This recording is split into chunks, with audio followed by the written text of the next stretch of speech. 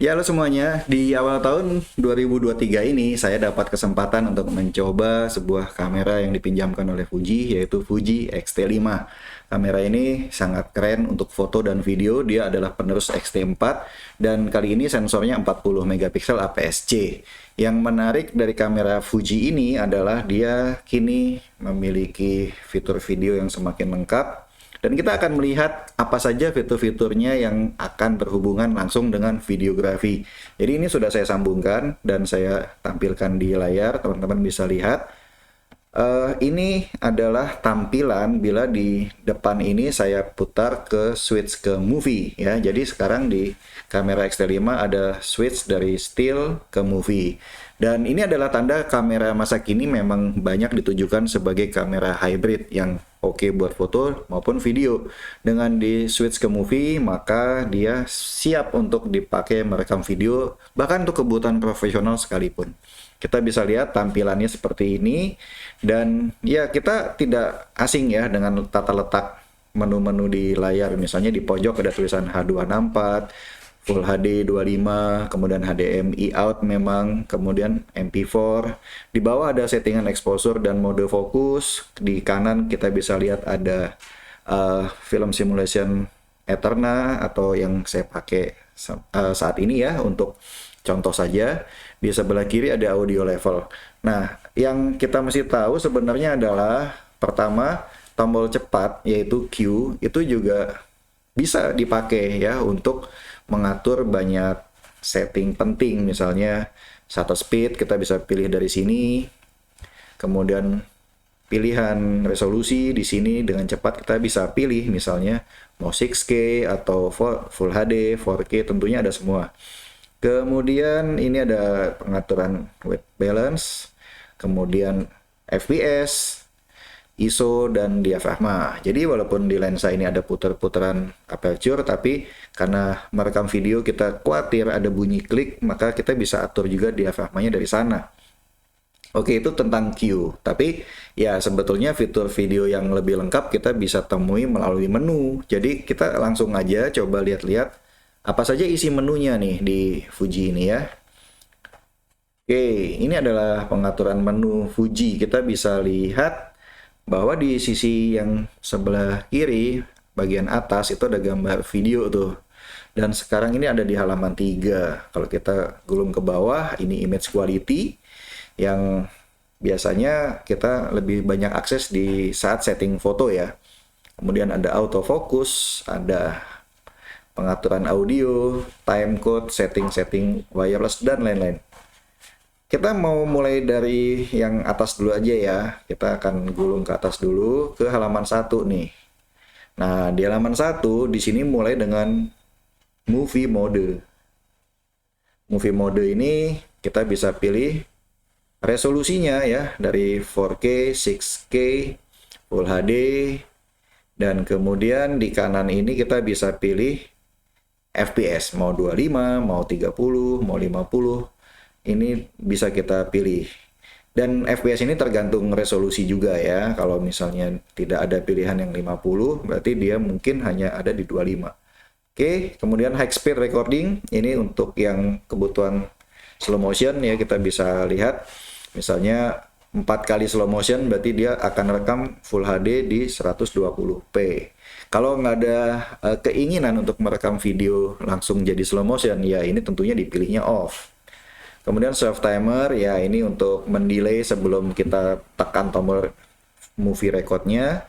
Pengaturan media setting ini untuk memilih memory card yang ada di dalam ya, karena dia ada dual slot, jadi kita bisa atur misalnya slot ke-1, slot kedua apakah sekuensial atau gantian gitu, atau di backup, jadi saat dia recording dua-duanya sama-sama merekam,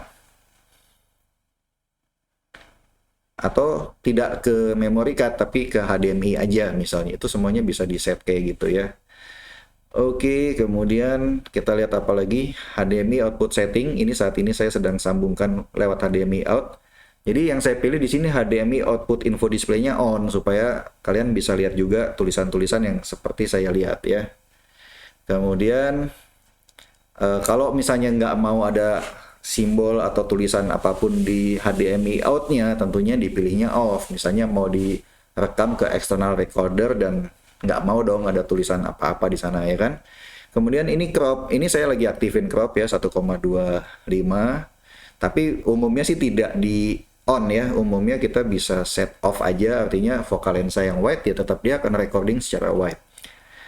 Kemudian ini pilihan F-Log atau HLG, kita bisa lihat di sini pilihannya misalnya baik memory card ataupun HDMI, dua-duanya misalnya bukan yang lock ya, atau bisa dibilang sesuai film simulation ya.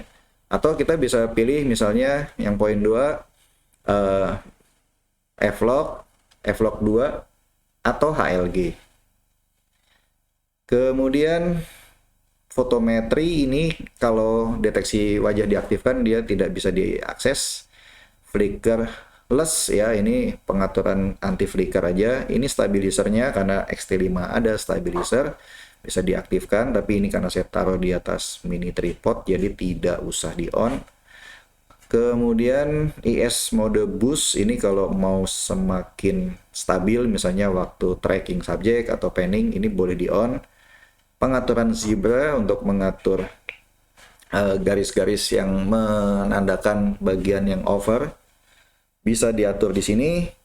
Movie optimize control artinya kita menggunakan touchscreen untuk mengatur setting video dengan pertimbangan, karena kalau saya putar-putar di bagian atas atau di lensa itu akan kedengeran bunyi klik-klik. Jadi kalau mau ini bisa di on nanti semuanya melalui touchscreen. Kemudian frame indikator itu kalau kita recording nanti di bagian depan kamera nih ada lampu putih nyala, di bagian belakang ada jendela merah, dia akan menandakan dia sebagai sedang merekam ya. Kemudian itu aja untuk 3 halaman settingan video ya. Kalau settingan foto di sini ada film simulationnya. Nah ini yang saya pilih adalah Eterna atau Cinema. Yang lain-lain bukan yang nggak boleh, cuman ini suka-suka ya. Ada nostalgic negatif, ada klasik negatif. Saran saya sih kalau untuk video biasanya ProNex standar kayak gini, atau ProNex high tapi ini terlalu kontras ya. Atau ya Eterna ini yang saya suka. Kemudian lain-lain sama ada white balance dan lain-lain, itu bisa dicek sendiri untuk fitur foto sebetulnya ya.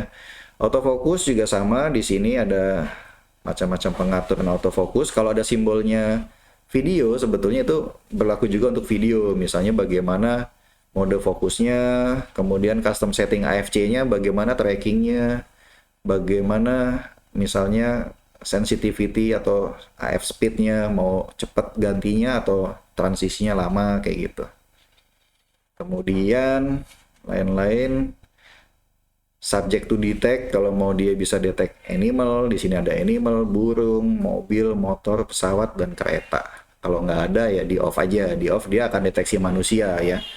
Kemudian apalagi kita bisa lihat ada audio nih di sini. Ini audionya juga keren sih. Jadi dia sekarang mic inputnya tuh udah yang 3,5 ya, bukan 2,5 lagi. Internal mic level adjustment, kalau mau diatur auto atau manual di sini, kalau di off ya dia mati. Kalau manual kayak gini ya, kita bisa adjust. Misalnya mau minus 4,5 dB, mau minus 6 dB, makin lemah tuh dia. Kemudian boleh juga pilih auto ya. External mic adjustment kalau pasang mic eksternal. Nah ini inputnya juga nggak selalu mic. Kalau line in-nya berupa source dari alat musik misalnya, kita bisa ganti jadi line. Ini keren juga. Misalnya kita mau recording acara musik gitu. Kemudian mic level limiter, wind filter, low cut, ini biasa ya pengaturan audio. Ini ada headphone-nya tapi melalui port USB ya. Jadi dia bisa monitor audio yang sedang direkam. XLR mic ini juga bisa pakai XLR, saya belum tahu juga gimana ininya, mungkin pakai alat khusus. Timecode display dan lain-lain ya, itu hal-hal umum ya untuk yang membutuhkan. Nah kita coba lihat lah, misalnya saya lagi rekam video nih, saya coba aja ya, misalnya saya recording apa yang terjadi. Nah ini ada bingkai merahnya nih, ini atas bawahnya juga mestinya merah ya, cuman di di video ini nggak kelihatan sih. Nah ini lagi recording nih, jadi kita bisa lihat ada countdown di atas, ada kedip-kedip merah, suara saya juga lagi direkam.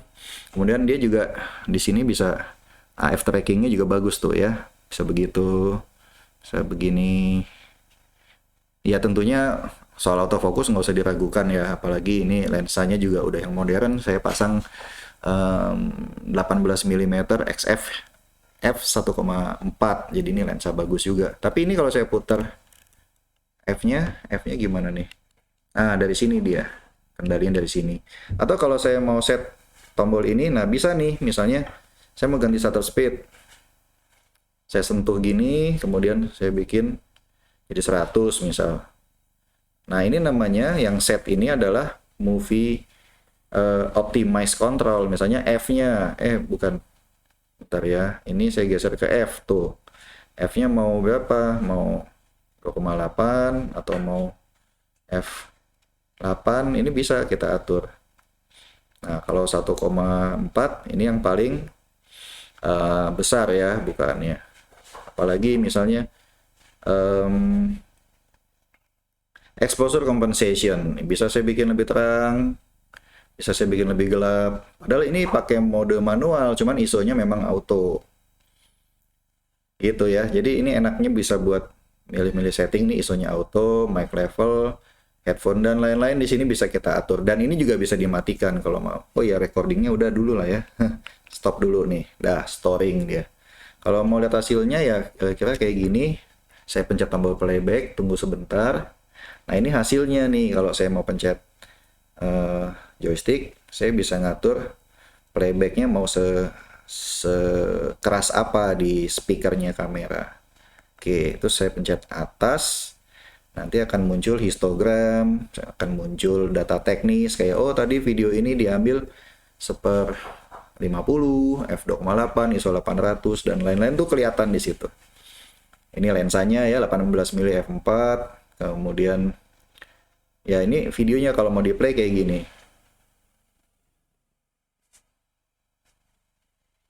Ya nggak ada apa-apanya sih, tapi ini contoh aja nih, ini sedang play ya, saya bisa pencet stop dengan pencet atas.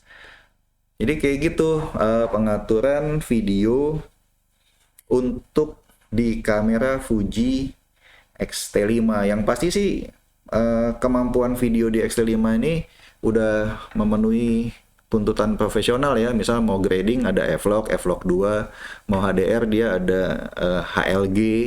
Kemudian kalau butuh 6K atau yang raw output 10 bit dia bisa deliver melalui HDMI out gitu. Dan ya untuk kebutuhan casual, misalnya kebutuhan kayak run and gun atau dipakai sambil rekam sambil jalan, juga ada stabilizernya, kemudian juga autofocus trackingnya bagus.